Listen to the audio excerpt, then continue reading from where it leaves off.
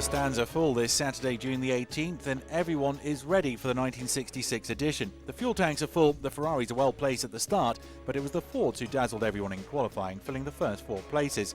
Mr. Henry Ford is confident, and with good reason. It's Ford who will give the start. 4 in the afternoon, and the drivers sprint for their cars, their ambition to get away as quickly as possible in order to attack the 13.461 km Sarthe circuit.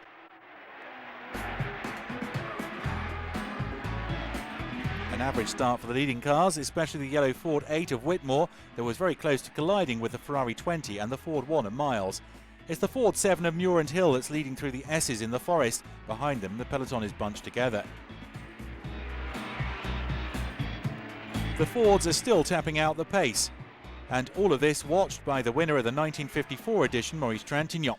Their tactics are simple: keep the pace high, force the Ferraris to follow, and hope that the Italian cars break down.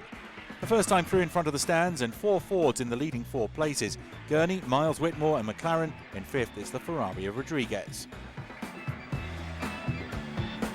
Watch out for the mistake of the Bizzarini number 11. Everyone giving it their all in order to follow the infernal pace of the leading Fords and Ferraris. Some wouldn't get far, that the case of the Matra BRM of Josso and Pescarolo that soon had to throw in the towel.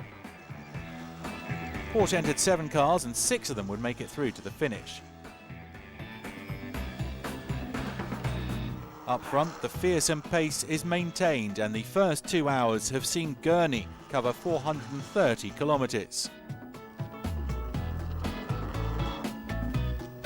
It's time to refuel, and that's the case for the second place car of Piper and Atwood. The problem is serious. There's trouble with the water pump, and it's time to abandon for the Ferrari 16. The number 4 abandons too, while the 2 gets going again. Under the eyes of Joe Bonnier, the Mark II of Whitmore and Gardner is out. Miles and Hume don't have such issues, and the 1 continues to run smoothly.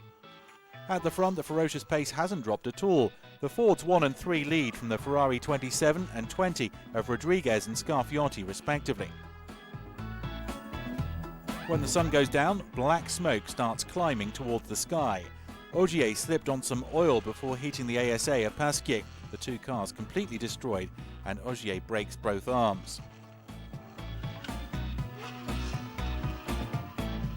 The night, one of the shortest of the year, again proves tough. The P3 of Rodriguez and Ginter abandons when the gearbox breaks. The number of cars left in falls. Out of 55 that took the start, there are only 29 left when day breaks. In terms of the overall distance category, of course it's Ford leading.